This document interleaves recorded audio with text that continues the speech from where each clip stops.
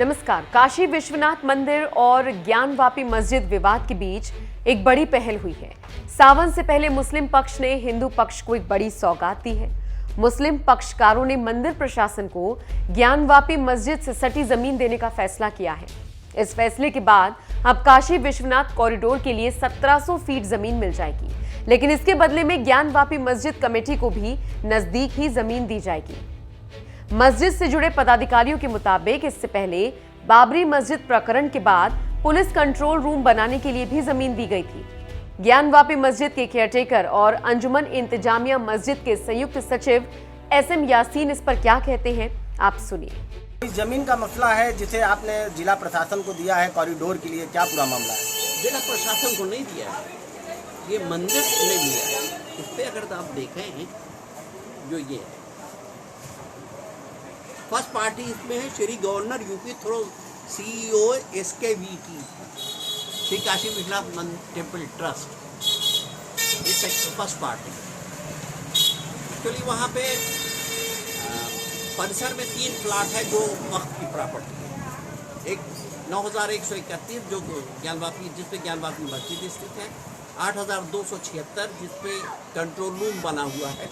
ये 1993 में सुन्नी सेंट्रल वक्फ बोर्ड ने जिला प्रशासन को दिया था कि वहाँ पे कंट्रोल रूम बनाया जाए जिससे मंदिर और मस्जिद की सुरक्षा हो सके। उस प्लाट की चूँकि जब कॉरिडोर बन रहा है और बृहद कॉरिडोर बन रहा है और मंदिर के लिए बड़े अच्छे रास्ते बन रहे हैं, बड़ी अच्छी सुविधाएं बनाई जा रही हैं, तो कंट्रोल रूम एक बड़ा बनना भी जरूरी था ताकि मंदिर और मस्जिद के पूरे बड़े परिसर की हिफाजत हो सके और उनको रास्ता भी मिल सके।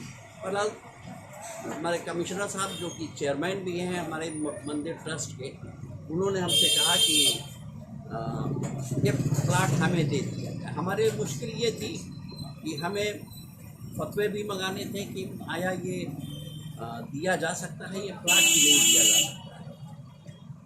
हमने फतवे भी मंगा लिए जिसमें ये कहा गया कि नहीं इसको दिया जा सकता, कोई हरज देने में कोई हरज नहीं।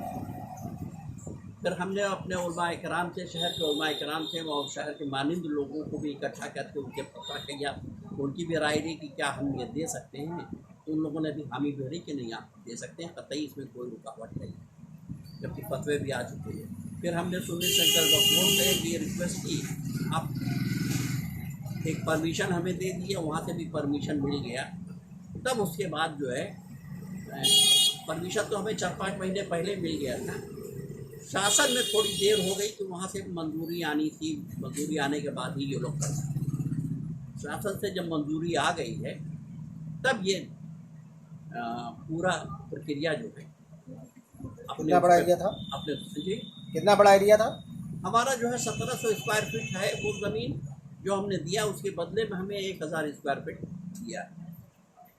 जो आपको ज़मीन मिली वो कहाँ मिली, परिसर के अंदर या बाहर? परिसर से बाहर है वो, और वो हेल्प डेस्क के बगल में, आसपास फाटक पे हेल्प डेस्क के बगल में हमने इसको बना के गंगा जमुनी तहजीब को मद्देनजर रखते हैं।